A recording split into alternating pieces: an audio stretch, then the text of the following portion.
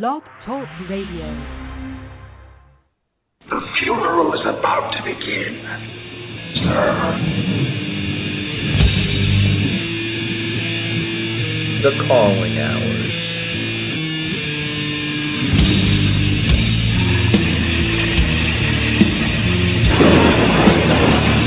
When there's no more room in hell, the dead will walk here. They will say that I have shed innocent blood. What's blood for?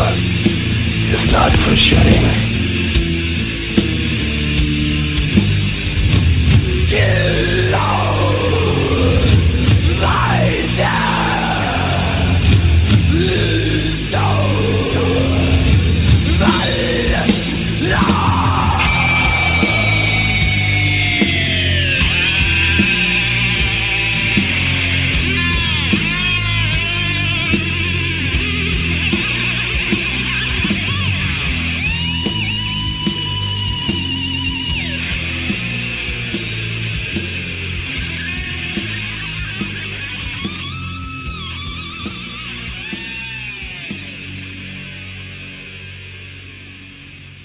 Welcome to another edition of The Calling Hours on Horror Society Radio.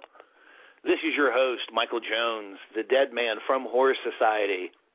How are we doing tonight, ladies and gentlemen? We're going to do something a little bit different this evening. Tonight, the Dedman is going to host the show by himself, and I think it'll go well. We do have a tremendous show planned for this evening with a bevy of guests. So I kind of think having a co-host tonight, probably everyone would have been tripping over one another. But this evening, we are going to have the cast and crew of Fright Tech Pictures' new film, Kandie Land. We're going to have on director Eddie Lengyel. We're going to have stars and producers Don Kilrain and Janine Bowles Sarnowski. We're also going to have actress Tina Grimm and Ash Katt, who was the composer for the film. I've also been told to keep an eye out. There may be several other members of the cast and crew that could be calling in, possibly fans. There are two names. I don't want to jinx anything. Feelers were put out. Ari Lehman and Lisa Neild were also in this film, and the director and I have both sent invitations for them to join us this evening. So you never know. We could be joined by a centerfold model and the original Jason as well. But even if they do not show up, it is still going to be an absolutely fantastic evening interviewing these great people and talking about the film Kandie Land. We will also be reviewing Scream Factory's The Amityville Horror out of the Amityville Horror Trilogy box set. And I can't wait till we get to that, because I got to tell you, I was absolutely stunned and blown away by the quality of the disc and everything that's on it. But we'll get into that in our second hour as we begin to close out the show. Scream Factory was also nice enough to send out several Blu-rays and DVDs for giveaway this evening. So what I'm thinking about doing is right about the 9:35 hour. Maybe we'll do one here in a few minutes. I haven't decided. I have a bunch of stuff to give away. I just received the Blu-ray copies of Chilling Visions, which is 5 short films being released. It doesn't street for a couple of days, I believe, but I do have a copy of that to give away. I also have a Blu-ray copy of Psycho 2 and Psycho 3 to give away, and I also have a standard definition Scream Factory release of George A. Romero's Day of the Dead. So depending on my mood, we may decide to do 2 giveaways this evening. We may have one early, and then we may have one later. So keep an eye out for that. I think they're pretty good movies, you know. It doesn't hurt to take a look at what they got going on, you know, and all you got to do is call in to win. So we make it pretty easy for you. And last but not least, let us not forget my friend Kelly and our friends at Metal Blade Records. This evening's spotlight band will be Kill Division, and pretty much enjoyed the hell out of what I heard on that on this CD, which is their first. It's several members. It's actually 3 members from several other bands that when we get to them, and I tell you who they are, if you're a metalhead, you'll know who I'm talking about. So again, a pretty packed show. We got plenty going on. Like I said, conceivably a DVD giveaway. And you know what? As a matter of fact, let's go ahead and do that right now. I will take the first caller at 1-347-237-5099, and that person will win a Blu-ray copy of Chilling Visions and a standard definition DVD of George A. Romero's Day of the Dead. So first caller in at 1-347-237-5099 will win a Scream Factory prize pack, courtesy of our friends at Scream Factory and, of course, HorrorSociety.com. Well, since we got all of that out of the way, we shall move on to our horror news this evening. I'm just going to, since I usually have a co-host, and I don't this evening, usually I bounce the news off of them and ask their opinion. So I'm just going to give you the news and where I got it from, kind of give you my feel on it. Feel free on Horror Society or the Calling Hours Facebook page if you have any comments or questions about what we're doing. Please feel free to post them there. So, item number 1 on the agenda this evening comes from our friends at Fangoria.com.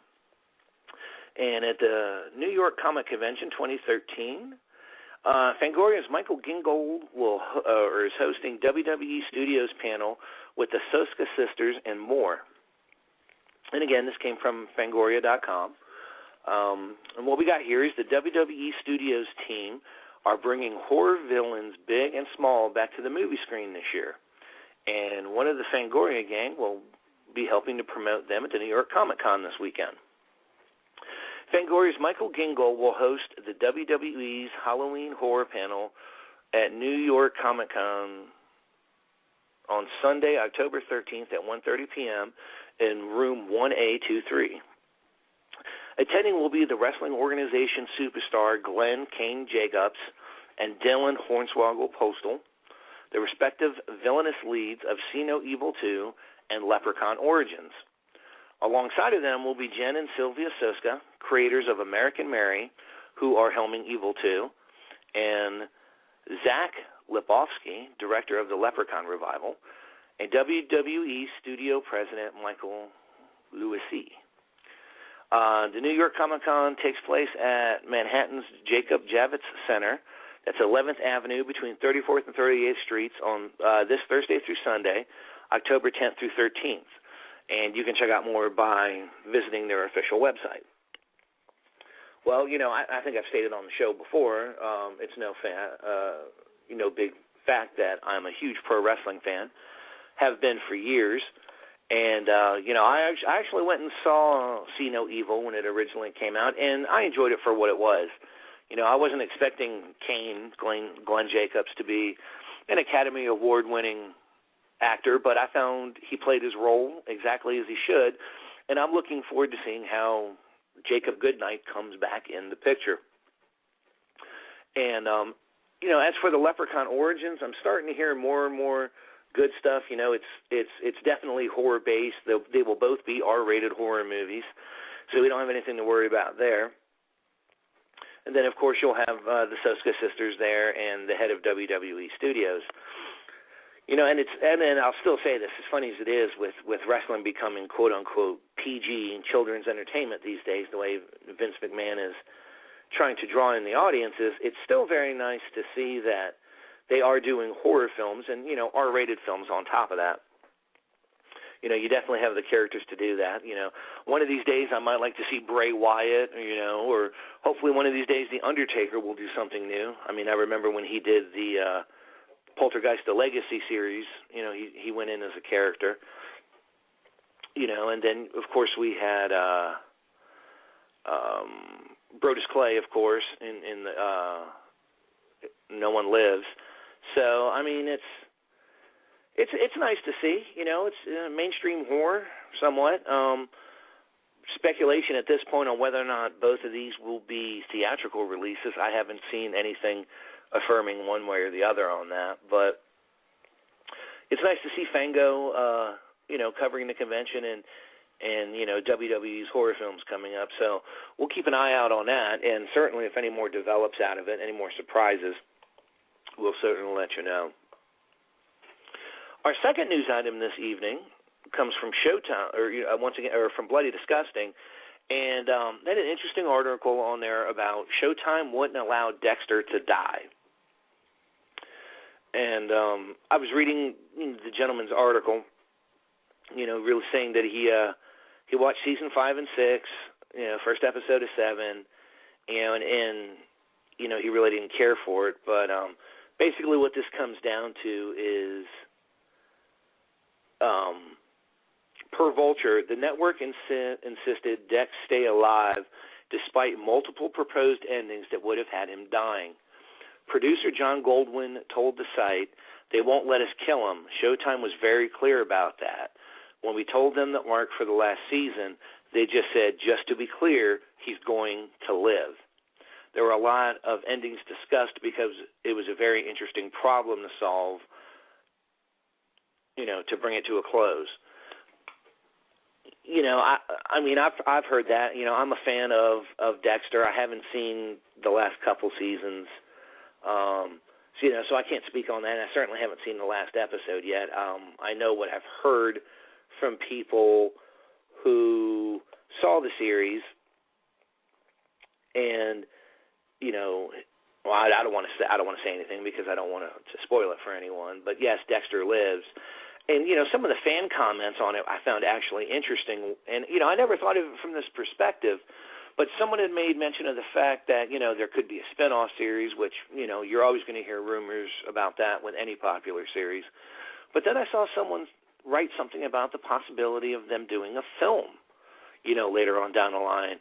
And, of course, if you kill Dexter off, you really have nowhere to go from that unless you do a prequel origin story, which it seems like everyone's doing these days. I don't know if that would really work for Dexter. I mean, you could go more into his, childhood and his teenage years leading up to him becoming what he became. But it's almost funny, too, someone mentioned it in the same vein as the X-Files, doing something popular like that. I don't know how the author and the creator of the series feels. I don't even know how the lead character, the lead actor feels about doing more on it. But it seems like the majority of fans really, really bombed on the ending, and they wanted to see something else for Dexter. And, will it be a movie? I don't know. Like I said, it'll just be an interesting spin on the character should they decide to do it. So, I don't know. Now, this one I do like. This one came from our friends at BloodyDisgusting.com as well. And a release date for Birth of the Living Dead documentary, which focuses on Romero's Night of the Living Dead, has been announced. And I'm just going to quote straight from the article here. In 1968, a young college dropout named George A. Romero directed Night of the Living Dead, a low-budget horror film that shocked the world, became an icon of counterculture, and spawned a zombie industry worth billions of dollars that continues to this day. Robert Kuhn's Birth of the Living Dead, a new documentary available on iTunes October 15th and limited theaters October 18th, shows how Romero gathered an unlikely team of Pittsburghers, interesting, policemen, iron workers, teachers, admen, housewives, and a roller rink owner to shoot, with a revolutionary guerrilla run-and-gun style, his seminal film. During that process, Romero and his team created an entirely new and horribly chilling monster, one that was undead and feasted upon human flesh. This new documentary also immerses audiences into the singular time in which Night was shot, Archival footage of the horrors of the Vietnam and racial violence at home, combined with iconic music from the 60s, invites viewers to experience how Romero's tumultuous film reflected this period in American history. Birth of the Living Dead shows us how this young filmmaker created a world-renowned horror film that was also a profound insight into how our society really works. And if you head over to bloodydisgusting.com, they do have, it's a sweet poster, and they do have a trailer for it. And, you know, I never get tired of seeing Night of the Living Dead stuff, you know, especially when it pertains to the original. None of the remakes, nothing like that. Romero's originals. And, you know, it's funny, we're getting more and more and more and more, and some of it may be a rehash, but you know, from what I've seen of the trailer, being able to see some of this older footage from the 60s and just hearing the story about how Romero put it together and basically got a bunch of non-actors to help him out with his film. You know, a lot of times these days, you know, everyone wants to be famous. You know, you're not going to be able to get, you know, 100 people to come out for free anymore. It's very hard to do. You know, obviously the people that did it, you know, either loved him or you know, believed in his process for work. I mean, this was basically the film that put him on the map and is, you know, still to this day probably one of the most influential horror films of all time. So, you know, I'm with my luck, of course, again, living in Raleigh, North Carolina, the odds of it playing any theaters out here are probably slim and none. But if it's going to be in a city, and I'm assuming it's going to play in Pittsburgh, of course, if you're in that area, I would certainly go see the film. You know, I definitely hope that it does well. I will definitely be looking to pick it up. You know, and as soon as I do, I will certainly do a review on it. And if anyone out there happens to see it, you know, feel free to call in one night and tell us about it, because I have a feeling a lot of fans want to know more. But just to reiterate once again, we are running a DVD contest right now. If you would like to win a copy of Psycho 3 we're going to go ahead and still be giving away that Chilling Visions Blu-ray and a copy of a standard definition copy of Day of the Dead by George Romero, both from Shout Scream Factory. All you have to do is give us a call at 1-347-237-5099 to win. Once again, if you would like to win a prize pack from Scream Factory, a Blu-ray of Chilling Visions and a standard definition DVD of Day of the Dead by them, please give us a call at 347-237-5099. So on to our next bit of news. Image has acquired the Memphis 3 pick, The Devil's Knot, and this is also from our friends at Bloody Disgusting. Image Entertainment nabbed distribution rights to Adam Egoin's, I hope I said that right, crime thriller Devil's Knot, which premiered last month at the Toronto Film Festival. Image, a division of Maryland-based RLJ Entertainment, plans to release the film next year in the second quarter.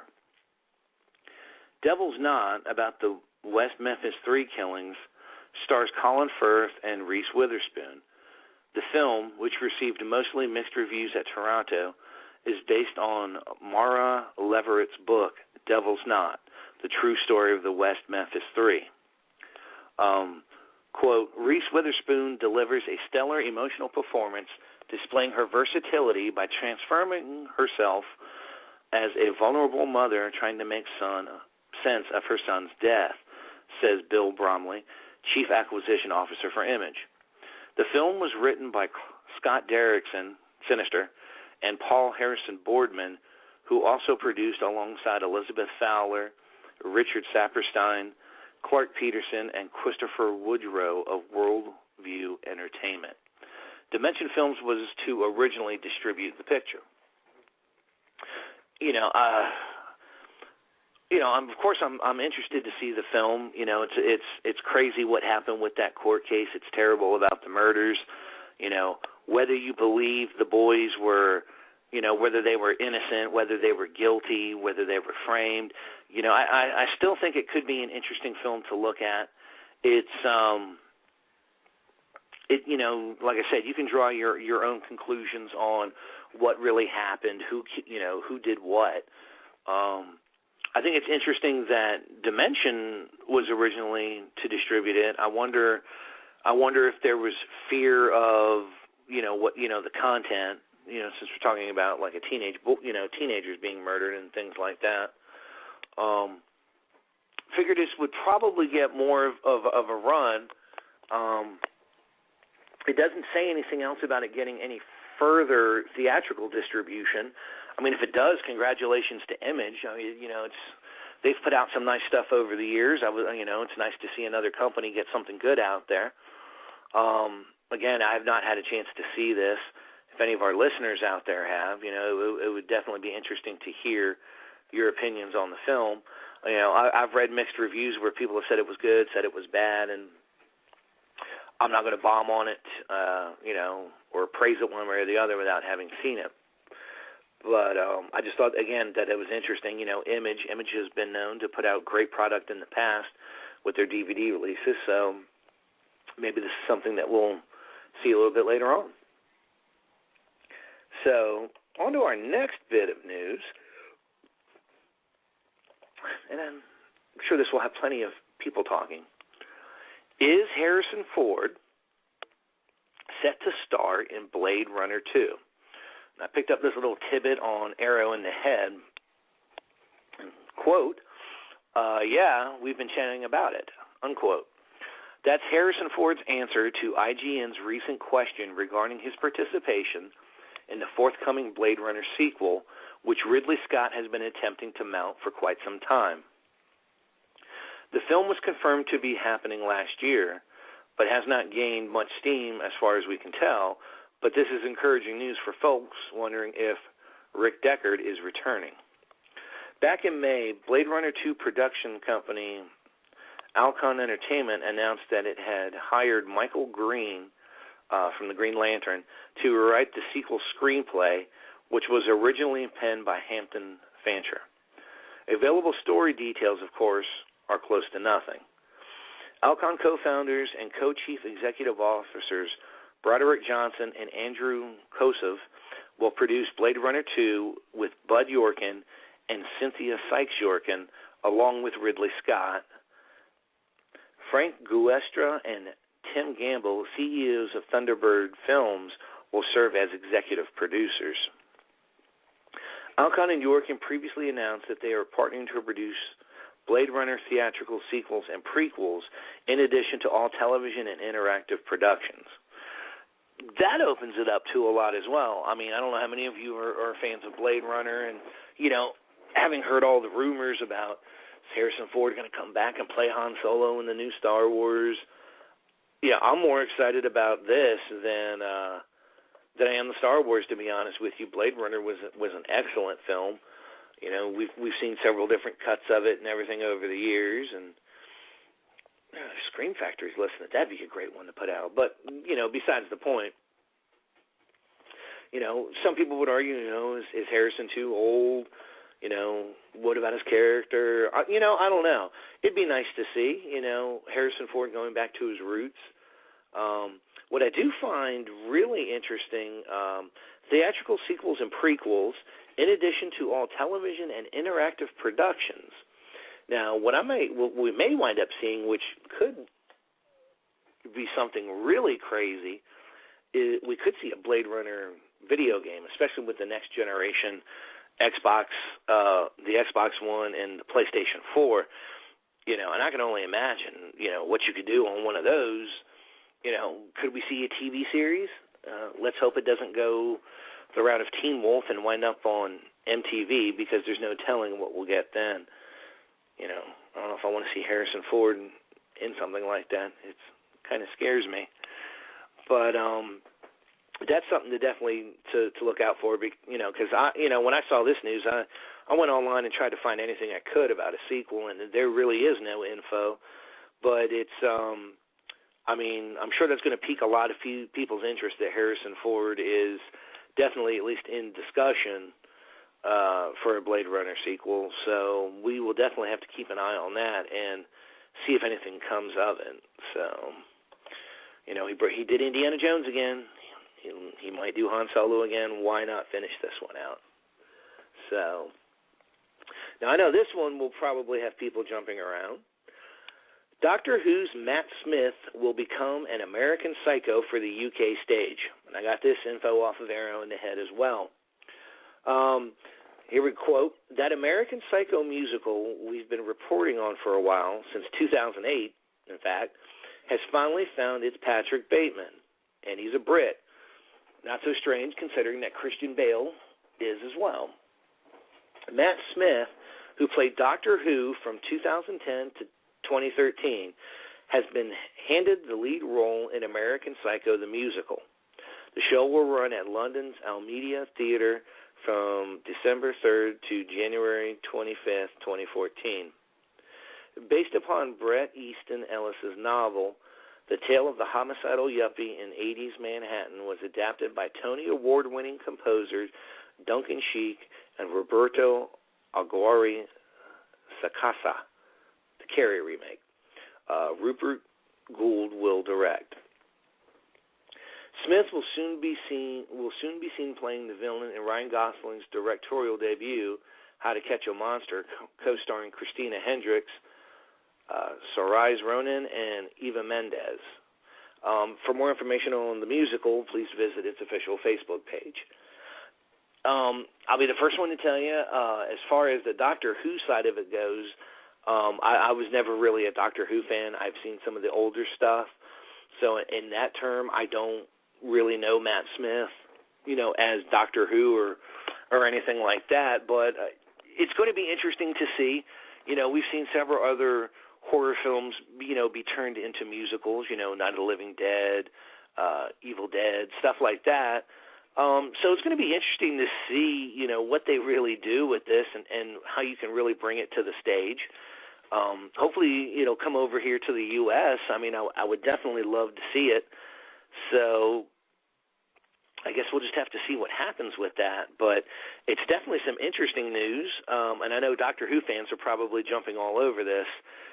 So definitely check the Facebook page out on that, and especially if you're a Doctor Who fan or an American Psycho fan.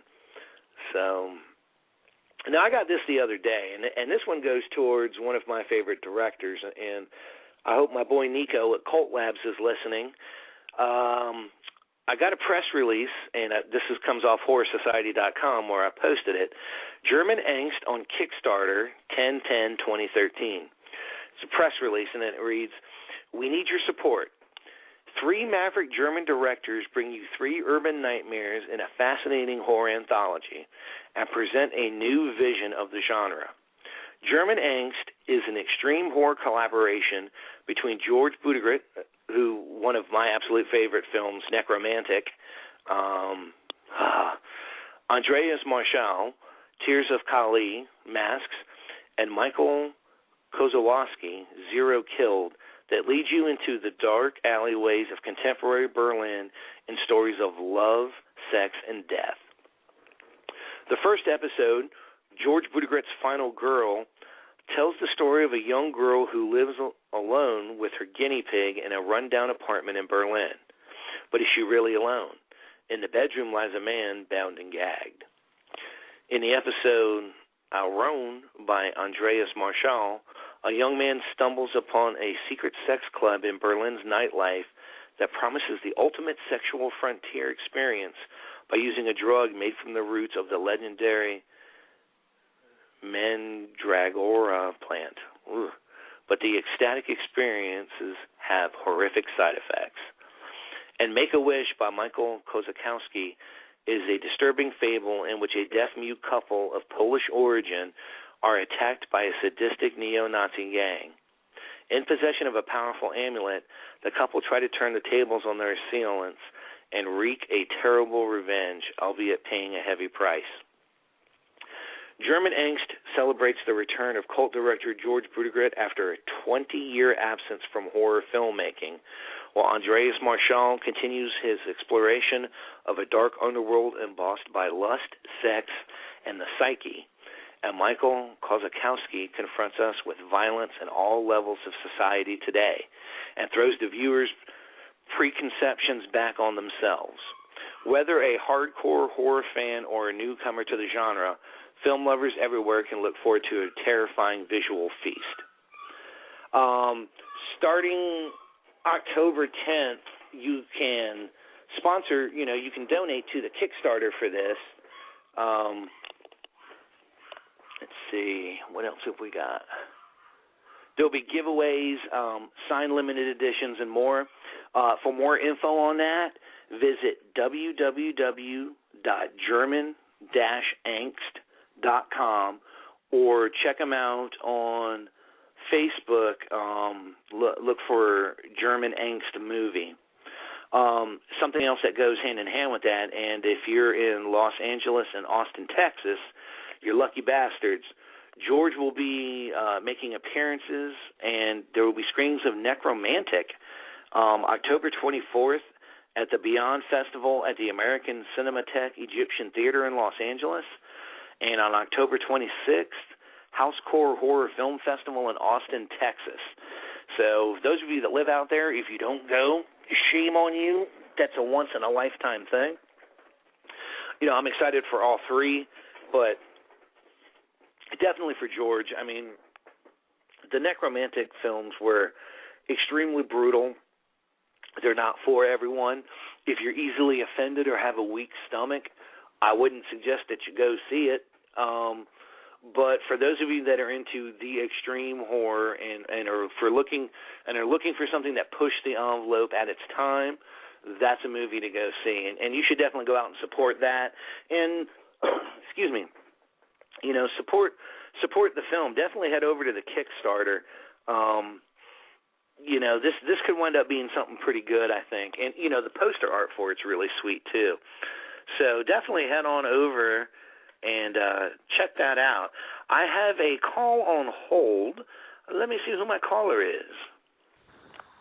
Hello, caller. You are on the calling hours with the Dedman. Is this me here? Yes. Who am I speaking with? This is Ash Katt. Hey, Ash Katt, you're a little early. Really? I was told 8:30. No, it's supposed to be 8:45 to 9:30 this evening. I mean, okay, you're welcome to stay on it. What's that? 8:45. Okay, yeah, no, I'll have to call back. Okay, sounds good, man. All right, nice talking to you. All right, man. Bye. Bye. That was Ash Katt, who is the composer for Kandie Land, and we'll be speaking with the cast and crew for that film here very shortly. So, again, if you can go to these events out in California or in Texas, you should definitely go. So, let's get this one in. Jolie Richards cast in Arnold Schwarzenegger's zombie film, and I got this one on our Horror Society site as well. We have great writers at Horror Society. You should really, if you haven't been to horrorsociety.com and really checked out the articles, come check out the stuff that, Mike Huvenall, we have Mike D up there in Jersey, we got Mac, we have Holly Von Doom, and we've got Mitch, the brains behind it all. You don't want to draw his ire. I'm going to have him on the show sooner or later. You guys should definitely get to know Mitch. Mitch is a good guy. But Jolie Richardson cast an Arnold Schwarzenegger zombie film. In casting news today, Jolie Richardson has been cast as Arnold Schwarzenegger's wife in the upcoming zombie flick, Maggie. Richardson will join Abigail Breslin, who plays their daughter that's infected by a zombie virus. The film has already began production in New Orleans. I don't know too much about this film, but, you can't have the zombie genre, I guess, without Arnold Schwarzenegger at least once. So, I don't know if this is going to, this is going to be, Terminator Arnold or Predator Arnold out there fighting the zombie apocalypse or what we're going to get. I'm sure we could get some really good one-liners out of all this as well. I don't know if he's going to tell anyone to get to the chopper or anything like that, but it could be highly entertaining, to say the least. And I'm pretty sure with Arnold being in the film, we'll have our fair share of explosions and guns and gore, and it'll be interesting to see. I don't know. I never figured Arnold to do a zombie flick, but I'm not going to crap on him for doing it. I mean, hey, if he wants to do a zombie film, I'm all for it. So that's pretty much our news for the evening. The only other thing I've got would be World War Z sequel to get new director. I've not seen World War Z yet, so I can't even speak on that. But what I've got here is that Pitt has stated before that a sequel was always in the picture, but now they will find a new director. While speaking to The Hollywood Reporter, Pitt states that his plan B,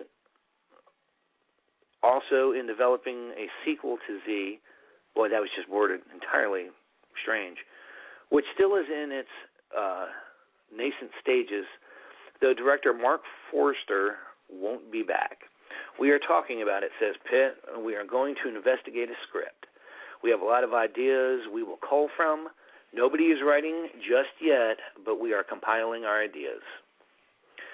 So, I don't know. I don't know who I would like to see direct it. I still have to see the first one before I can pass any judgment, but obviously it did more than well enough to warrant a sequel. So, we shall have to wait and see what happens with that. But in about 9 minutes, we're going to start doing our interview with the cast and crew of Kandie Land. Believe we may take some call-ins while they're on the air if people want to ask questions. You're going to have the director, you're going to have two of the producers, several of the actors, and the film, and the film's composer on. So it's going to be wild, I think. My man over at Fright Tech Pictures, Eddie, he seems like quite the guy, so I'm sure he put together quite the crew for this film. So before we get to all that, though, we are going to have our first Spotlight edition, our first Metal Blade Records Spotlight. The band tonight is Kill Division, and we've put together an interesting mix of songs, I think. The name of the CD is Destructive Force, and we're going to play the intro to the CD, and then we're going to play one of the lead songs. So let's start off with Kill Division's Destructive Force is the name of the CD, and this is the Kill Division March.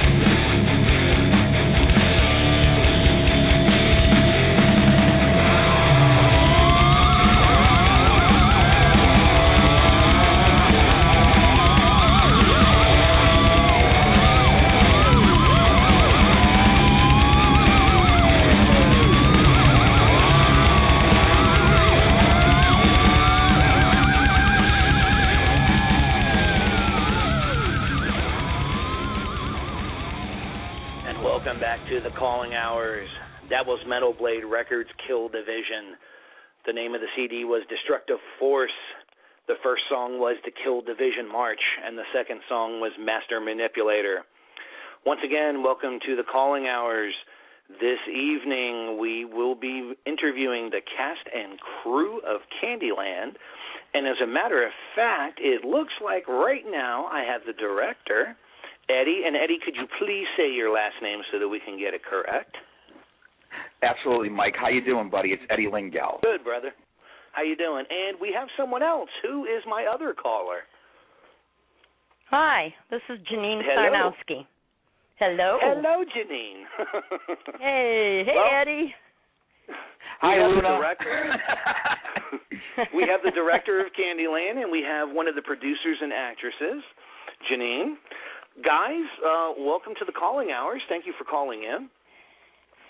Yeah, glad to be here. You're welcome. Glad to be here, Mike. I'm looking forward to it.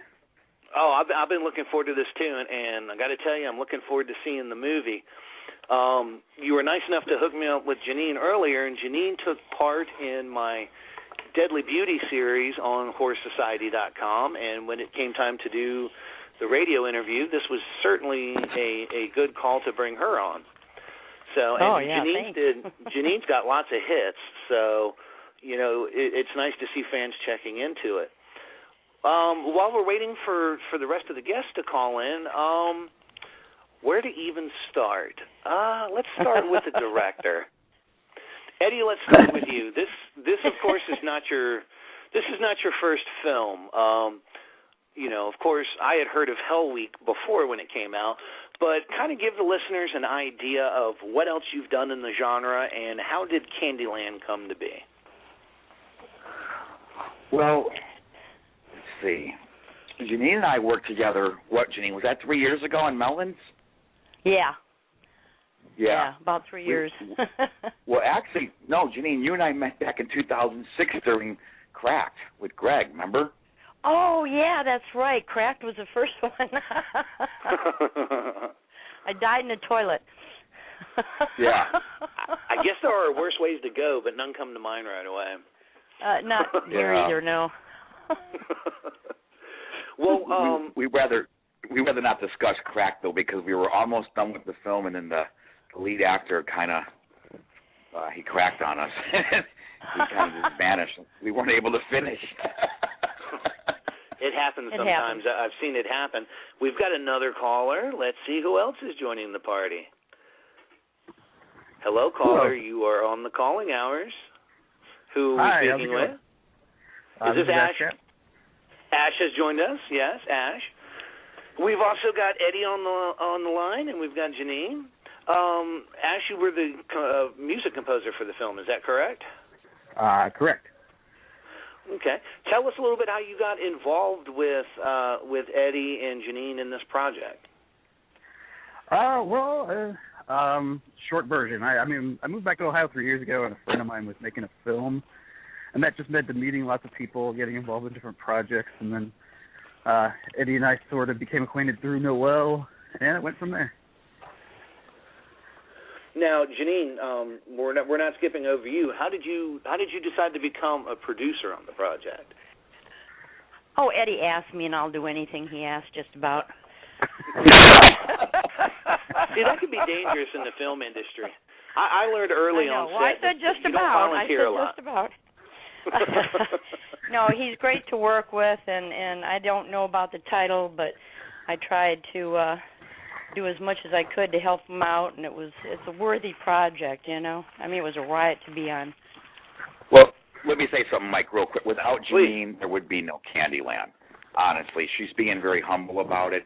She got us the lake, she got us the greenhouse, she got us the barn, and she got us the house. So without Janine, there would absolutely not be a Kandie Land, and at least not in the form that we have it now.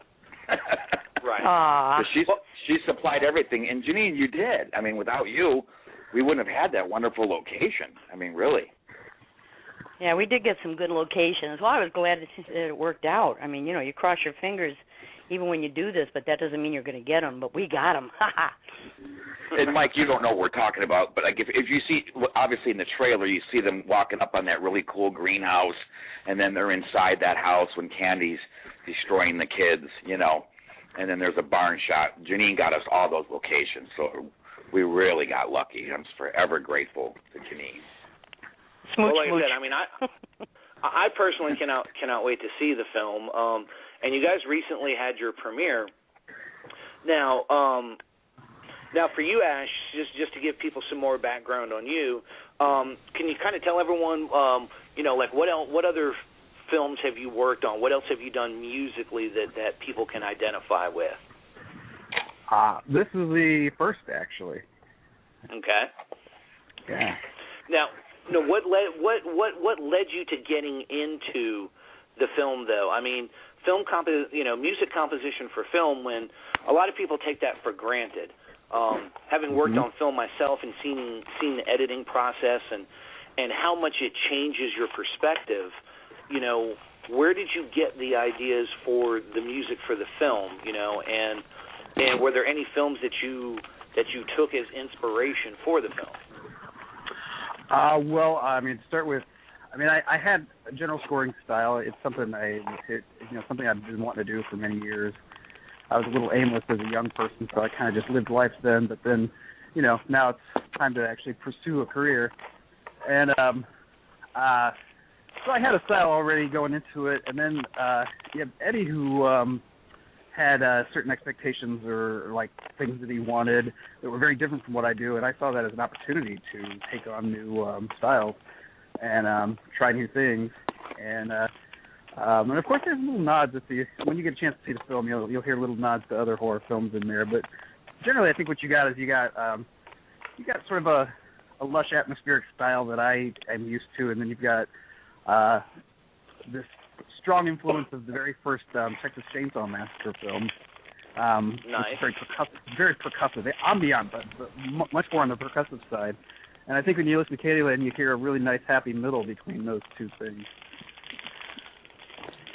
Nice. Now, what did you think, Eddie, when you guys sat down to edit the film and you listened to what Ash put together for a score? How much did it change the tone of the film for you once you had the music in? Oh man, it changed it dramatically. It really did. Ash knocked it out of the park, man. He really did. He did a great job. Yeah. He was working on another film, and that's how I found out about Ash, his music from his other film that he was working on, and I really liked his style.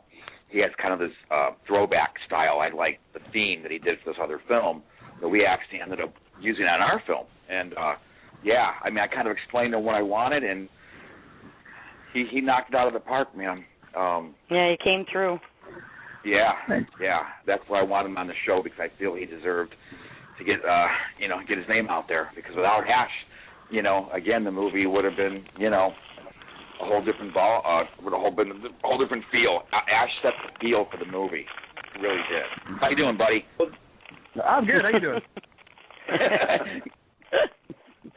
Now, on the production, of course, you had an acting role in the film as well, Janine, but kind of explain to the audience, your role as a producer. And, there are several different types of producers. You have your executive producers, your associate producers, and so on and so forth. But what about being a producer, especially on a horror film, do you find to be appealing? What does that bring differently than just being an actor or an actress on a set? I think you become more involved in the film as a whole. Anytime you do anything more than the acting, it becomes a little piece of you too. So whether you're involved in getting locations or food or just assisting the director and the executive producer or being a gopher or whatever it may be, that film becomes, your baby too. And you put a little bit more into it, whether it be the acting or anything you're involved in. So it made this movie a little bit more mine, not just being in it, but a little bit mine. Sure. I mean, when you talk about like supplying things, when I did my first film, Forever Dead, at the I had no idea I was going to get a producer's credit, and you'd be surprised. Neither did I. Well, you probably will understand what I'm about to say. Then it's weird how, being an effects artist or an actor, is one thing, but the minute you put the word producer next to your name, everybody wants to start talking to you. Whether you've done anything big or not, there's just something about the title of producer that certainly draws people in. Now, as we had brought up as well, you've done your fair share of acting. Do you want to tell everyone a little bit more about some of the other roles and other films that you've worked on? Oh gosh, I've been in a bunch of them. Melonheads with Eddie, and Cracked, and Chill, Dying to Meet You, Long Slow Death of a 20-something. I was even a pedestrian in Alex Cross. I don't know. There's a numerous. Lately, I've been getting a little bit bigger roles, but I love my character roles. I like being. Yeah, those are fun. Yeah. It looks like we have another cast member calling in. Let's see who we have. Hello, caller. This is the Calling Hours. Who are we speaking with? Hi, you're speaking with Alex Russo. Aha! Alex Russo. Special Alex, baby! Hey, Alex, how you doing? Hey, Alex. Good, how are you? It's Asia. She's our lesbian in the movie. What a terrible role to have to play, I mean. Well, welcome to the show. We have, boy, this is just big. I like having this. I like having a bunch of people. We have Eddie, and we have Janine on, and of course we have Ash, and, now we have Alex. Alex, tell us a little bit about your role in the film, and we'll get to the special effects here in a second. Oh, man. My role in the film was very interesting. I played one of the models and was the first model to die, but that's all good. I play the lesbian in the film, so I hit on a couple of the girls, a couple of the other models. Some of them like the attention and some of them don't. And as you might know, my fate possibly with the eyes and the effects. I have not seen the film yet, but I do know that you do a little. I've looked at your Facebook and stuff and seen that you do a little bit of effects work as well. That I don't do effects work. I mixed you up with somebody. I apologize for that. I could have sworn I saw some effects work, but well, tell us a little bit more about some of the other work that you've done. Then, certainly this is not your first film project. No, Kandie Land was actually my third film. I was in a couple ones before that, and I think to date I have 22 films under my belt. Damn. So they're cool. I mean, they're all different genres, and I basically travel pretty much anywhere where I'm needed. So that's kind of cool. Looking into possibly moving to LA in 2015. So that's kind of in question right now. Yeah, okay, I see where I made my confusion. Of course, I see on here that you did MTV's Parental Control, Reno 911, Dying to Meet You, which of course Janine is in. Yes. And then Monongahela, is that how you pronounce that? Monongahela? Okay. I wasn't sure how to pronounce that. Monongahela should be coming out like probably next year. I got some word that the progress is coming along smoothly and it's almost done, but it's a long movie, so it's going to be probably at least a couple of hours. Well, hey, I mean, it's a way to get noticed, definitely. I like longer films, so. Well, let's turn this a little bit more towards Kandie Land here. Sure. Now, in the film, of course, we have Don Kilrain, who we're hoping will call in this evening. He was one of the other producers, and he's the lead in the film. From the pictures, looks like a very physically intimidating man. I mean, I can only tell. I mean, there's that one where he's with I can't remember the actress's name right now, but he just towers. Yes. I have the picture on Blog Talk for one of the pictures for the show, and he just absolutely dwarfs that poor girl. It's creepy looking to see that, but you know, you guys also had two other people on set. Ari Lehman, who of course was the original Jason in the original Friday the 13th, and you had Lisa Neal on set as well, who started to go on and do more things, but was also a centerfold model. Now, when you move up in terms of casting, like I did 3 films where it was all local talent, and then the last film I did, out of the blue, we brought in Sonny Landham. You know, and it brings a whole different presence to your film set when you bring in someone who's done, you know, big films, you know, like he did Predator in 48 Hours, and, you know, Ari with Friday the 13th, and of course he's got his band and everything now. But from everything that you guys have worked on in the past till Kandie Land, how much different was the set having? I mean, I guess you could call Ari a legend. He was the first Jason. What was it like working with someone like that? And please, I'd like to get that from all of you. Oh, he had some great ideas. He was funny. Plays a mean guitar too. But yeah, he was fun to work with. I loved it out at the lake when he was out there too. He was a riot. How about the rest of you guys? What's that, Ari? Yeah. What was it like working with the original Jason? Well, he kept us on task, that's for sure. He did what? He kept us on task. No, let me say this. I tell you what, Mike. He's a consummate pro. I mean, he knows what he wants. He's very direct. As a matter of fact, he actually ended up directing one of the scenes. He kind of like just took over.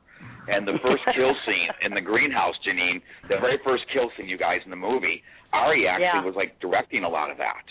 He really was. Yeah. It was a joint.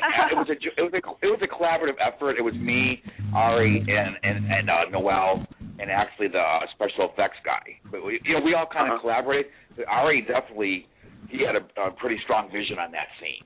You know, I mean, he was great. I mean, he really brought us some professionals, and at least for that scene, I thought was handled very well. You know. So I have to ask you, Ash, when you were doing the score and everything, did you have that minute urge to throw in a stinger from Friday the 13th when he was on screen? I did. That was a definite temptation. I didn't do it because essentially he plays a very, very different character in the movie. Like there's almost no connection whatsoever other than the fact that he's Ari Lehman, you know. So, but I thought about it for sure. Yeah. Now let's talk about the character of Kandie for the most part. Let's talk about the monster, the main bad guy in the film that Don plays. It's got to be difficult these days, in my mind, as a filmmaker. I recently had Matt Farnsworth on, who directed The Orphan Killer, which I think is an excellent new slasher film. You know, the character to me, you could see bases of defined characters like a Michael or a Jason, but he found a way to set his character apart. What did you guys try to do, with the character that Don plays to set it apart? And, what are your main goal? What was your main goal in trying to establish him as something different than just another Michael or just another Jason or just another Leatherface? Well, Eddie? I would say whoever wants to answer it, please. What sets that apart is his sidekick Molly. I've always said that without Molly, Janine, you know what I mean? He really is just Michael Myers or Jason or Leatherface. But since he's got like a little sidekick, Mike, who happens to be like 4'1", it kind of adds a little panache to the character, because you really don't know what her part is, and I really can't say because then we'll give it away and spoil it. You know what I mean? Sure. So there's an ambivalence there throughout the film, and the audience has to kind of figure it out on their own, and they will get it by the end of the film whose side she's on, you know? But, yeah, that's what makes her different. Makes him different, I mean. You know? Right. Yeah. Other than that, though, he's a silent killer. He doesn't talk, you know. He's a silent Michael Myers type killer, Jason type, you know. And he's got the size. He's 6'5", 250 pounds. So he is pretty menacing. Yeah, I mean, I definitely got that impression looking at the pictures. I mean, even in real life. you know, I mean, I don't consider myself a small guy. You know, I'm 6'2" and go about 240, and you know, I'm not a little dude. But when I looked at the pictures of him, especially in that mask, and that's something I wanted to talk to you about too, because again, that was something that I thought was really cool about what Matt did with the Orphan Killer. Was the merchandising and the promotion. They put out a really nice imitation of the mask that's available right now in like Hot Topic and Halloween stores, and that's amazing when you consider the fact that it's an indie film not signed to a major label. What are your, you know, are you looking to have it picked up for major distribution? Are you looking to go more the indie route and show it at festivals? You know, what are you guys looking at from that perspective?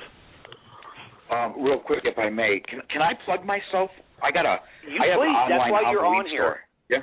All of you will be plugging yourself by the end of the show. I promise. But please, I open up an online Halloween store, and it's www.shriekyfreaky.com. But Shrieky is spelled SHREAKY, so it's shriekyfreaky.com. And you know what, Mike? I actually carry Farnsworth's mask. I have the Orphan Killer's mask on my website. Nice. Very nice. Yeah, that's made by Trick or Treat Studios. It's an awesome mask. He did a great job with that, you know. Yeah, I've got it sitting on one of my lampshades, so it stares at people when they come into the house. Yeah, Don and I talked about doing that, but later down the road, because the mask is actually Don's face. We went to Monster Makers down in Cleveland, and he bought the kit, and he actually molded the face. So that's actually Don's face. So he would, you know, we talked about maybe doing that down the road next year maybe. Alex, is Alex still here? I think we lost Alex? Did we lose her? I think we did. She dropped off the menu. Alex, if you're listening, please call back in. Ash, you're still here, right? Yes, I'm here right now. Yep. Okay, we still have Ash, we still have Eddie, and we still have Janine. So I'm here. let me ask you this: it's with so many horror films coming out, you know, and we had talked about how important music is, you know, and you know your actors and your actresses. What have you been trying to do promotional-wise? I mean, on Facebook is where I found out about the film, and of course, Eddie and I have been chatting back and forth, you know, not on a daily basis, but pretty close. But what are you looking at in terms of marketing and what you're going to do with the film now? Because you just recently had your premiere, and you know, tell us how that went. Each of you tell us how that went for you. You know, what was the premiere like, and you know, what are you looking to do with the film after this? You start, Eddie. Me? Well, I thought the premiere was overall a pretty successful. I don't know, what do you guys think, Janine? Ash? Oh yeah. Oh yeah. It was fun too. Yeah. People really enjoyed it. We had people there who had no idea what we were filming, but they were owners of some of the locations and that, and they came away saying it was great to see their place, but it was also creepy, and oh my God, that guy was spooky as heck, and oh, the little girl, and oh, this, and oh, ick, and yeah, a lot of good comments about it, and they're waiting desperately to either buy it. I've had so many requests for that, or is it going to be shown again so they can come and bring their friends? The word's spreading. Now, what do you guys think? Are you thinking, Eddie, more about doing the the indie route and just doing the festivals, looking for someone to pick it up, or and it's not to keep bringing up Matt, but Matt's model was such a brilliant idea. He has just promoted it to the point now where it seems like everyone knows about this film, and like I said, that's rare when you think about it not having a major company or distribution behind it. Yeah, I feel bad for that guy. I've talked to him a few times on Facebook, and his movie's been illegally downloaded 1.2 million times, man. Yeah. So I don't know if he'll get that movie picked up from a distributor because it's so pirated all over. So we're being extra cautious with our film. That's why I'm not sending out any DVD screeners. I'll probably want to upload it to a cloud, hopefully.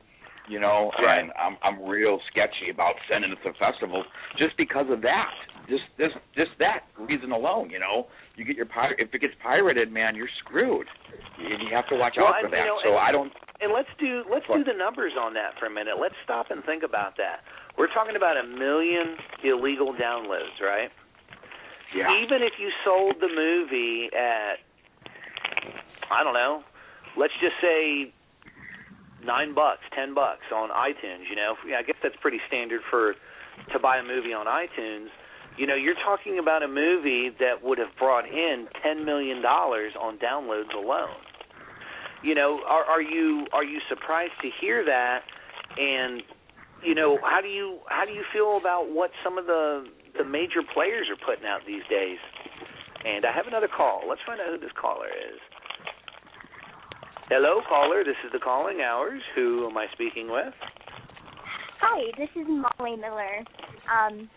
Eddie Lengyel told me to call in. I'm one of the actors in Kandie Land. Well, hey, Molly. Most excellent. Hey, Molly. Hi, how are you guys? Molly! Hey, Eddie. Hey, what's up? Little Molly. Like she plays Janine's daughter in the film. She's like one of the stars. She's the little person. Okay. She's the little yeah. So she's Kandie's sidekick. Yes. We're going to get to the questions on that then in a minute. But just real quick to get back to that question, do you think the studios are starting to take notice of what guys like you are doing, like you and Matt are doing? Yeah, they are because I was friends. Well, not friends, but I met Dan Schneider through marketing, internet. And Dan, he used to run Indican Pictures, and so Dan and he was a contact for me over at Indican, and I've been in contact with Indican now for about a year, and they've been patiently waiting for a screener. So fingers crossed. If everything goes as planned, Mike, we're hoping, we send them a screener and they like the film and they pick it up for us for worldwide distribution. That's what I'm hoping for. Certainly. Now, let me ask Ash this. And again, like I said, I don't mean to keep bringing up Matt and what he did, but one of the nice features that he added to the DVD was they made the soundtrack available as part of the film. How would you feel about doing something like that? I mean, how cool would it be to have, the musical score and the soundtrack from the film, out there with your name on it? I'd be down with that. If people wanted to have it, sure. I mean, there's always a set out there that likes film score records, CDs. There's usually like 3 or 4 standalone songs on it, and the rest of it's like ambient, incidental background stuff. But there are people who get into that, myself included. So yeah, I would love that. I mean, I would love that too, because that's more sales. Well, and nowadays it's a lot easier to get the soundtrack out without having to press a CD with the advent of iTunes and everything as well. So, Correct. I think that would be... Go ahead. Oh, I was just saying, you're right, and you don't necessarily have to have a label anymore either. It can help, but you don't have to have it. Right, and great word of mouth definitely gets things out there. So, Well, let me ask little Molly a few questions here, since we were talking about the amazing height differential between you and Don. I was looking at some of the set pics, and I just kept looking at it, and I was like, oh, my God. I mean, yes, like I was telling them. there's a big height difference. I'm 6'2". My ex-wife was 4'11", and I felt like that was just a huge height difference. I mean, what was it like being on set? And the one in particular, the picture that gets to me is, I don't know if it's outside of the barn or if it's in the woods, but it's kind of like you against a shed or a house, and you're just looking up at him. I mean, of course, yes. you know him, but I mean, how intimidating was that with him in full makeup on set? Well, at first it was a little intimidating, but I kind of prepared that way. Like, when you're an actor, you find a way to make yourself feel that emotion for real. Like, I'm normally always comfortable around Don. He's a really cool guy. So I had to kind of get rid of that previous, like, relationship and try to, like, make it work in the movie where I was intimidated by him or scared. So, right. Yeah, I just thought of something, like, I don't know, I thought of him being mad at me for something, you know, just to give me that emotion, and it worked. It worked on film, so it's really not intimidating for me, the size difference. Right. Plus, he's such a goofball. You just don't get that from the pictures, you know. Well, how did you initially get involved with Kandie Land? I mean, did Eddie find you? I mean, was it working with Janine before? I mean, you know, no, how did you get involved? I got involved. I've been acting for a couple years, and I started going out and auditioning, and I just saw that there was an audition for one of their other movies they were casting for, The Hauler. And I think this was 2.5 years ago now. I auditioned for a different movie for them, and then they decided to go with a completely different project. And they wrote the character Tiny for me in this film because they liked me so much, and I thought that was so awesome. Well, like I said, I mean, I certainly can't wait. And now, did you attend the premiere as well? I did. The premiere was great. What would you guys say overall from the opening? What do you feel like the fans were drawn to the most? You know, was it the character? You know, because there are just certain things about certain movies. What was the most that you guys received compliments about? Oh, the most compliments. Ooh. That's a tough one. We got lots of compliments. The overall quality of the film, the storyline, everybody loved the storyline, and especially how I was friends with the killer. Like, they didn't see that twist coming at first. Oh, so. You told them. Oh, shoot. I didn't mean to do that. Well, now from each perspective, you know, from an actress's perspective, we've got that. Now, what about you as producer, Janine? What were you hearing from the crowd at the premiere? You know, that you may have either been surprised or you were like, yes, we nailed that. I mean, what were you hearing? Well, there was a combination. I think we were all a little surprised at the fact that it could mold from some comedy that showed up and just showed up fantastically and surprised everybody, and then to jump right into a horrible scene, to go from a ha-ha to a horrible and yet keep the story flowing.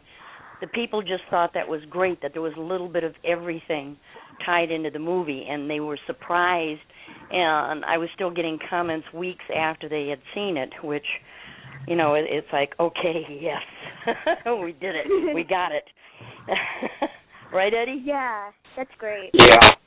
You know, and you know, it's funny, too, Mike, because I was kind of worried because, you know, Janine was in another film, the Chill movie, and that had a lot of comedy, and that's what made the movie fun for me, Janine, was the comedy in Chill. And I was really worried that Kandie was going to fall short because it was, when I wrote it, I distinctly wrote it without a comedic, you know, thought. I didn't want it to be comedic. I wanted it to be a straight-up, kind of a serious slasher. But one of the actors, heavier set guy, Hot Carl, he's a stand-up comedian here in Cleveland, and he just, he came through with the comedic personality that he has. Even when he wasn't trying to be funny, he ended up being funny. And it just added to the whole thing.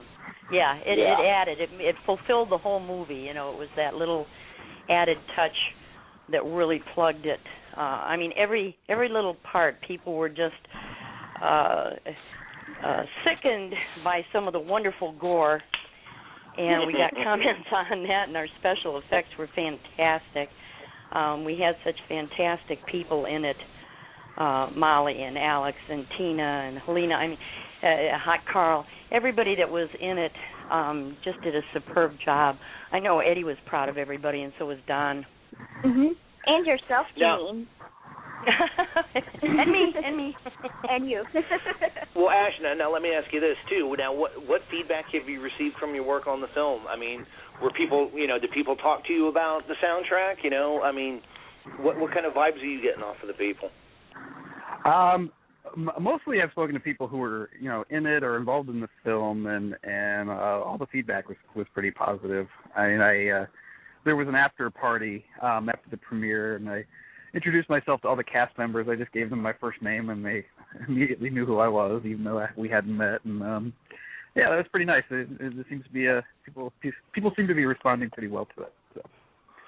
Well, like I said, it's definitely something I hope to see in a festival sometime soon. You've got to see it. Yes, you have to see it. Well, I'm down here in Raleigh, North Carolina, and we don't really get a lot of horror festivals. We have one in Charlotte, but there's not one actually in Raleigh. But when the time comes, if you guys still haven't distributed, I do know there's the Nevermore Film Festival in Durham, and it's a horror sci-fi 3-day film festival. So I will send you guys the info for that, because I would love to have the film down here. Oh yeah. And, being one of the writers for Horror Society, I'm pretty sure that Horror Society might be willing to sponsor the film. I'll have to talk to Mitch, but I don't see how that would be an issue. But great.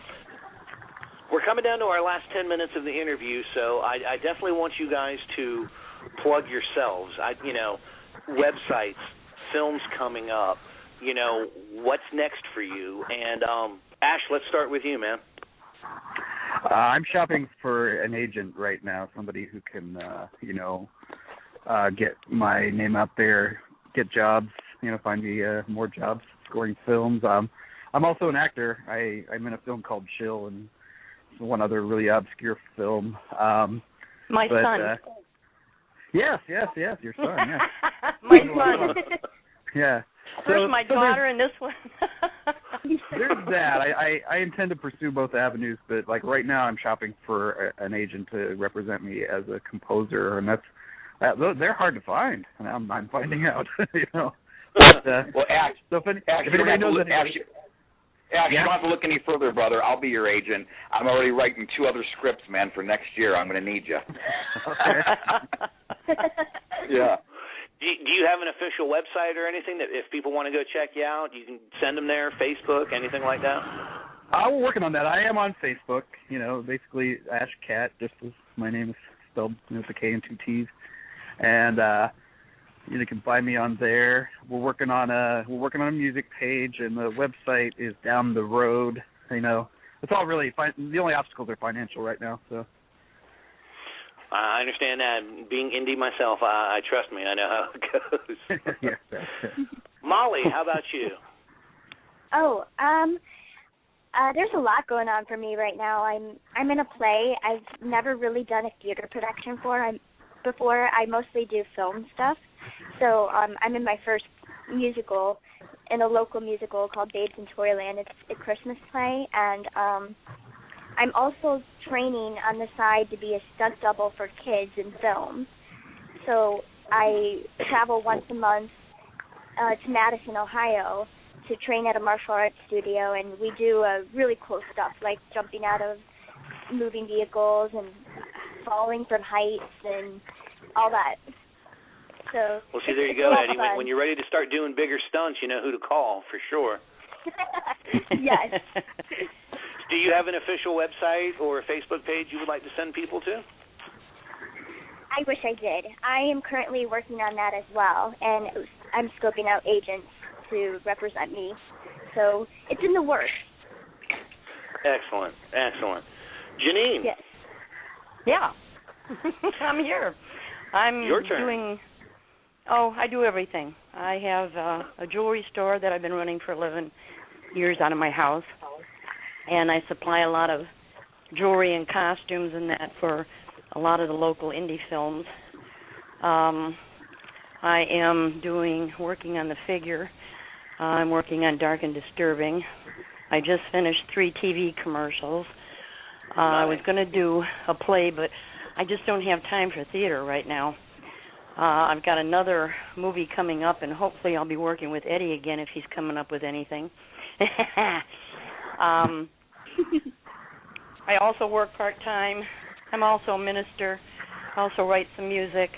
I also write stories, and I'm hoping to direct and produce a film with a friend of mine and get that out next year. So I try to keep a little busy. You know, for an old lady, I just get bored too easy. Of course, now you have your 2 Facebook pages. Is there an official website or anything that you would want people to visit? I'm updating my website right now. Matter of fact, I have my one TV friend is doing my website for me, so I hope that will come out soon, and then I'll post that out. Nice. And don't forget, for those of you that are listening, that, once again, Janine did take part in my Deadly Beauty series on HorrorSociety.com. And, Molly, when you get a chance, if you would like to be a part of that, I would love to send you the questions. Sure, that would be awesome. Oh, yeah. Yeah, get on there. That was really cool. Thank you so much for letting me be part of that. Oh, no, I mean, it just, it draws a lot of attention. And I'm looking... That one in particular is, for women in horror, and I am looking to expand out into, music and directors and things like that. I have another interview series called Talking with the Dead, which is a rather long interview series that I will definitely be hitting many of you up with for requests on that. But please do. For sure. Well, let's not forget the man of the hour here, Eddie. Eddie, real quick before you start answering all those, tell everyone how Fright Tech Pictures came to be.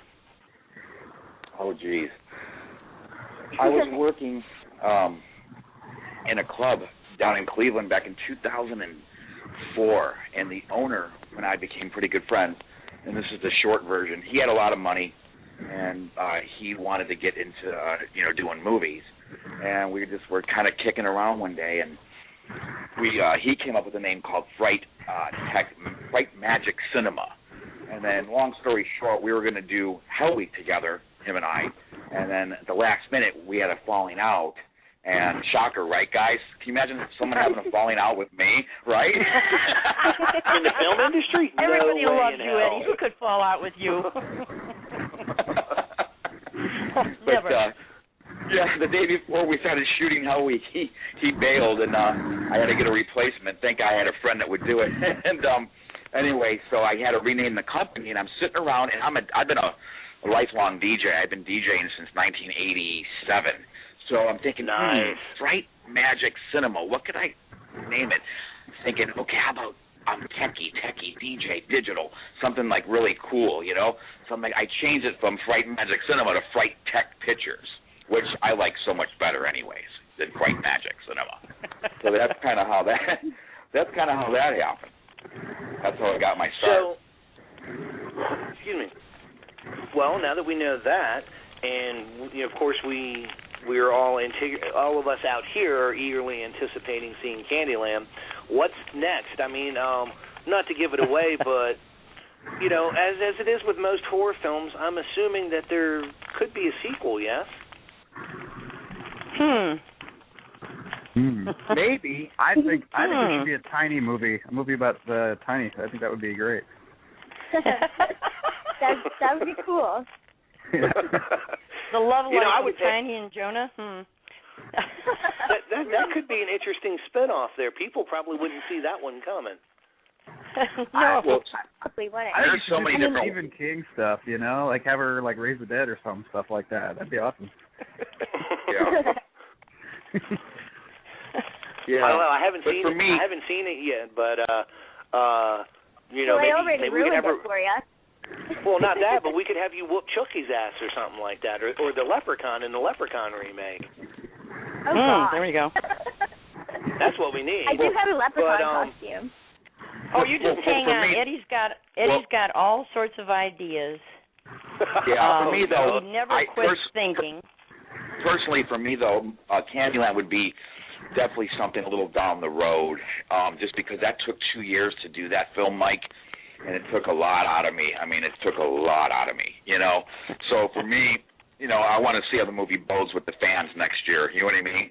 And hopefully it bodes well, and then you know we'll see from there. But I wouldn't even entertain the thought of doing a sequel to probably 2015.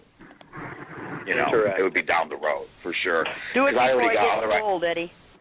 Well, I have ideas for. Well, actually, my fiance and I were talking about. She came up with a title for a film called A Place for the Dead, and I've really been like entertaining that. And that's more of a zombie flick, because I haven't done a zombie flick yet. So. Oh man, I'll come. Hey, if you need help with effects on that, let me know. I'm dying to do another zombie film, man. For real. Yeah, that might be a way to go. And then I have another film that I'm thinking about doing. I'm not going to reveal the title right now. It's kind of hush hush top secret. But as we get closer Those are always to that, the best projects. I'm writing the script right now with a partner of mine. She's helping me write it, Chris Smith. So you'll see it on Facebook when I decide to reveal it, you know. But yeah, for me, Candies would be a couple of years down the road, you know, if it were to happen. And of course, there is the Fright Tech Facebook page, and there's the Kandie Land. I believe it's KandieLand.com, is it not? The official website for the movie. KandieLandMovie.com.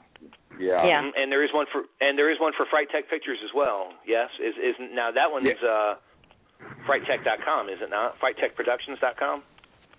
No, that got shut down. We just have the Facebook now. Fright Tech Pictures. Oh, okay. Facebook. Yeah. When I clicked on the link, it said under construction, so I didn't know if that was coming back or. It's gonna. Okay. Yeah, I'm gonna get one going again. I'm definitely gonna get one going again. I was focusing a lot this summer on my ShriekyFreaky.com, the Halloween store. Well, I will definitely go and check that one out, just to see what it's all about, and I have to order some stuff. Well, he's guys, got some I want to great thank you. stuff on there. Does he? Yeah. I can't wait to check it out.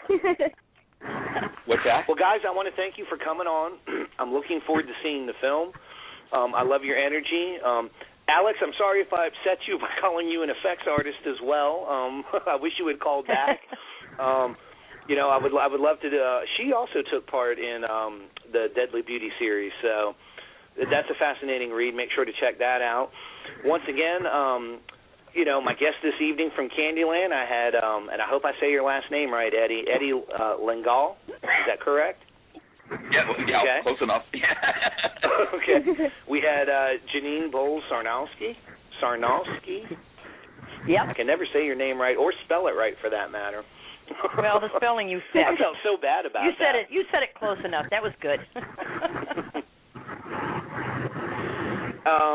So I want to thank all my guests for coming on. You all are more than welcome on the radio show anytime. If you have news for Horror Society, please hit me up. I will be more than happy to post it for you guys. Did you have something else, Eddie? Great. Yeah, real quick. I don't mean to be I don't want to be a downer, guys, but Molly, Janine, Mark, Ash, I was just Facebooking Tina because Tina was supposed to be on tonight, and her father passed away, you guys. Tina's dad died I saw today. that 10 minutes before the show. Yeah. I didn't want to be the one to bring it up on air. Yeah. Well, But yes, some love and Tina, support. heartfelt wishes to you. We're sorry. Yeah. Well, thank you, Michael, for having us. Anytime, and I'll get the archive version of this to you guys tomorrow. Oh, thank you. Not a problem. Thank you very much. Yeah, Mike, thanks so much, you. man. You've been awesome for us. Thank you so much, buddy. Yeah. Anytime, Appreciate man. it. Anytime. All right, guys. We'll talk to you soon. Later. All right. Bye. Bye-bye. And once again, that was the cast and crew from Kandie Land by Fright Tech Pictures. All seem like awesome people. Cannot wait to see this film. from the sounds of it and what I've seen people posting on the premiere page, it definitely seemed like it was a great time. It seems like they had a great time making the film, and it sounds like it has a lot of potential. So make sure to go and check out Fright Tech Pictures. Go and check out CandieLandTheMovie.com. Check them out on Facebook. And thank you again, guys. That was a fun interview. But shifting gears, we still have a DVD contest. We have a Blu-ray copy of Chilling Visions from Scream Factory to give away. We also have a standard definition DVD release of George A. Romero's Day of the Dead, also from Scream Factory. If you are the first caller at 1-347-237-5099, they can be yours. But next, let's head back to our Metal Blade Records Artist Spotlight for the evening. We have Kill Division. And when we come back from our next song off of their new album, Destructive Force, we will give you a little bit of information on Kill Division. And we will also be discussing the Amityville Horror, the first movie in the Amityville Horror Trilogy Deluxe Collector's Edition that Scream Factory has graced us with. So we will be back in 6 minutes. The Metal Blade Records Spotlight is, of course, Kill Division. The album is Destructive Force. The name of the song is Destructive Force.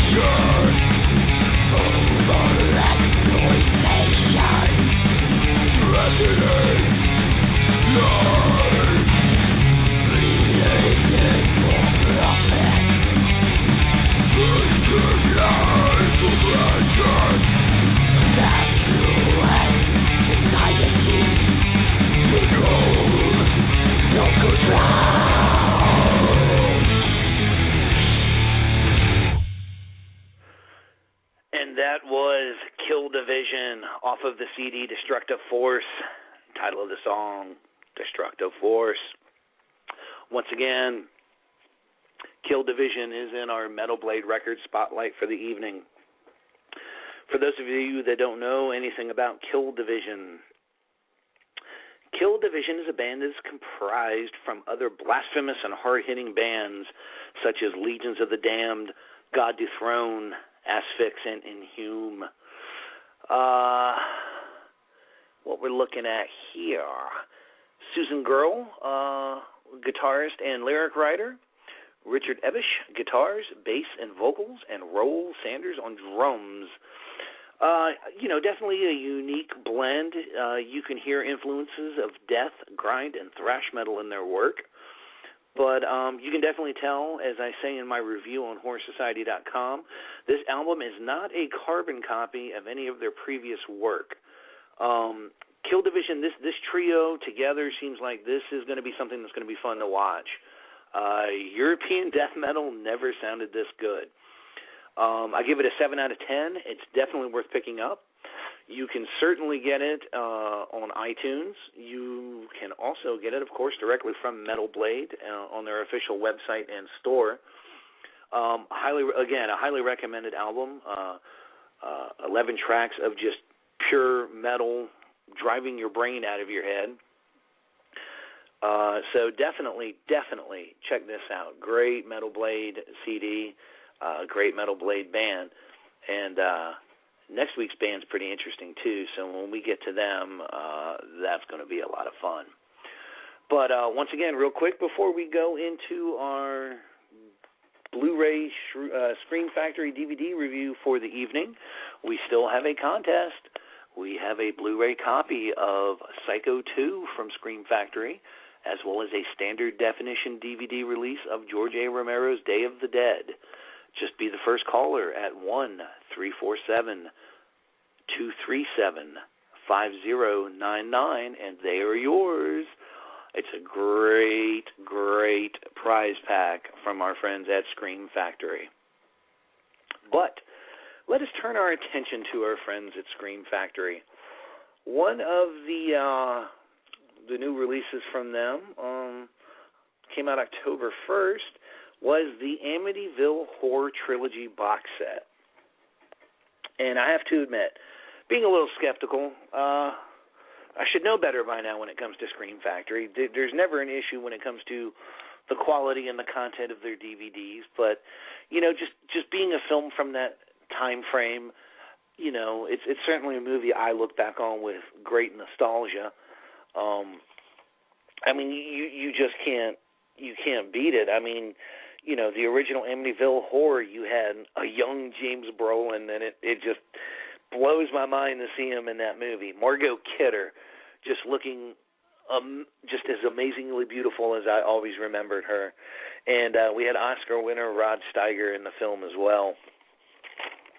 Just an absolutely stunning piece of film. And, those of you, of course, that are collectors and know about Scream Factory and things like that, you know that a lot of times they do alternate artwork and things like that. And when you purchase this box set in particular, you will get the exclusive 18 by 24 poster featuring the newly commissioned artwork. And there is a very, very limited edition of those still available. So go out and get this set. That's the first thing. But tonight we're specifically going to cover the original Amityville Horror. Where to even begin with this? You guys should know the original story. For George and Kathy Lutz from the Amityville Horror, the colonial house on the river's edge seems ideal. Quaint, spacious, and amazingly affordable. Of course, 6 brutal murders had taken place just a year before, but houses don't have memories. Or do they? Soon the Lutz dream house becomes a hellish nightmare as walls begin to drip blood and satanic forces threaten to destroy them. Now the family must try to escape or forfeit their lives and their souls. One of the most talked about haunted house stories of all time, The Amityville Horror is a spine-tingling tale of a house possessed by unspeakable evil. And, of course, we had mentioned the film stars James Brolin, who was also in Christine and Traffic, Margot Kidder, Halloween 2 and Superman, and Rod Steiger in The Heat of the Night and Dr. Zhivago. Definitely one of the classics of our genre, based on the book, of course, and alleged real events. We can argue and speculate whether or not the house was really haunted, if it was a hoax. I wasn't there. I couldn't tell you. You have your people that tell you that the house is haunted and those that don't. And, that's kind of reflected a little bit in the special features. One of the new ones is an interview entitled Haunted Melodies with composer Lalo Schifrin. But the one that got me, and this was on a previous DVD release, was For God's Sakes, Get Out. And it's a documentary with actors James Brolin and Margot Kidder. And, they talk about their times on the set and,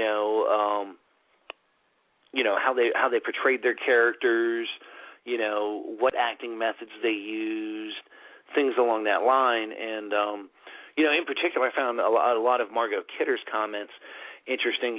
She had mentioned how, several of the other actors, whether they believed it or not, played it, as if it was real. And, she had mentioned initially she did not, and it, changed her perspective of the role a little bit. But, it's just interesting to see both of them. I mean, when you look at James Brolin now and you go back and you look at him in the Amityville Horror, especially in the high definition, I mean, it's just an incredible looking film just from that perspective. I mean, I'm pretty sure everyone that's listening to the show has at least seen the original Amityville Horror.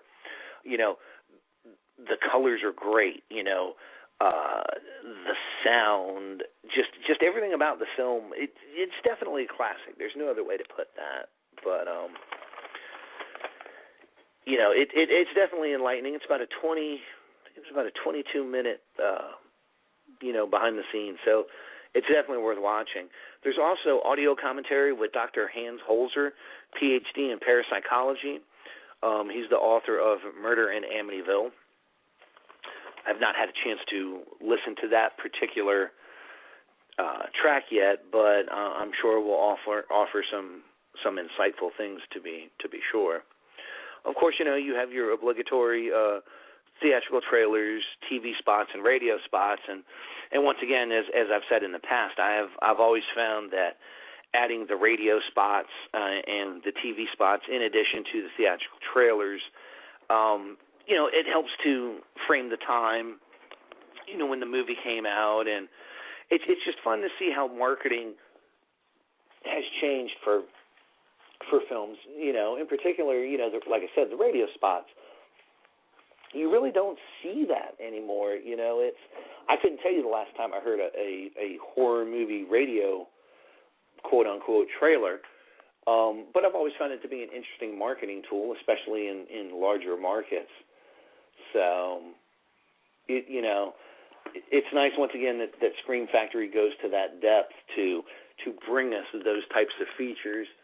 In a lot of ways where you can't get certain people for interviews and things along those lines. It's little features like that really take you back to your childhood, and the original one was a little bit before my time. I mean, hell, I was only 3 years old when the original Amityville came out, but I do remember, of course, I do remember it coming out and it being a popular film and one that certainly scared the hell out of me while I was growing up. I mean, it was a movie to be trifling with. So, highly recommended. I don't know if Scream Factory will be planning on releasing these as individual titles or not. That is something I will certainly ask my good friend Tom Chen and Sarah DeBrune over there at Scream Factory. They're always on top of their game, and I'm sure they will let me know. But it is certainly worth picking up as a box set. The box set will, also includes Amityville 2 and Amityville 3D. And what's nice, and this alone really makes the box set worth picking up, I mean, regardless of anything else, the Amityville 3D movie is both the 2D version and the Blu-ray 3D presentation of the film available for the first time. So, once again, I would definitely jump on this. I think only 2,000 copies have been made that come with the exclusive poster. So I would tell you to definitely go ahead and get that. You're going to kick yourself later when this thing goes out of print and you wind up paying $200 for it on the internet. But it's definitely worth checking out. Next week we will be doing a review of Amityville 2: The Possession. And before we go, there is one last chance to win a DVD set. We have a Blu-ray copy of Psycho 2 and a standard definition DVD release of George A. Romero's Day of the Dead from our friends at Scream Factory. Again, these are, completely sealed, brand new, ready to get out to you. So make that phone call, and we're going to have some bigger prizes coming up from them soon. So really looking forward to that. But we're heading into the last few moments of the show. Once again, I would like to thank our guests this evening, the cast and crew from Kandie Land. Just absolutely amazing. I felt, they really give us the info that we needed to know about the film. They seem like a great bunch of filmmakers. I myself am highly anticipating seeing the film. Again, we had Eddie Lengyel on. We had Janine Bowles Sarnowski. We had Ash Katt. We had Alex Ross. And, oh, my God, I feel so bad I'm drawing a blank right this second. Hold on. Let me get my names right.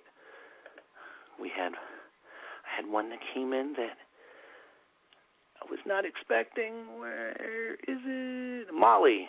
Sorry, Molly. Wasn't trying to forget you.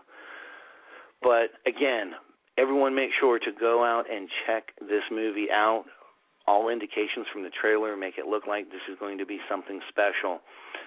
Again, I'm kind of looking at it like he's kind of doing what Matt Farnsworth did with The Orphan Killer, and you guys that have been listening know what a fan I am of that. So once again, I want to say thank you to the cast and crew of Kandie Land for coming out and being on the show. I would like to say thank you to Metal Blade Records for allowing us to play some Kill Division and the closing song, which is coming up in just one moment. And thanks again to our friends at Scream Shout Factory for supplying us with a copy of the Amityville Horror Trilogy, which you can get on their official website. So once again, this is the Deadman, Michael Jones, writer at HorrorSociety.com. Make sure to come check us out, and our host of excellent writers on the site. To close the show out this evening, we have an interesting band. I can't wait to review the full version of this. Our spotlight band to close the night and to be the big dog next week is, and I hope I am pronouncing this right, Rivers of Nihil. The name of the CD is The Conscious Seed of Light, and the song is Rain Eater. So until next week, ladies and gentlemen, this is the Deadman from Horror Society. And until then, rest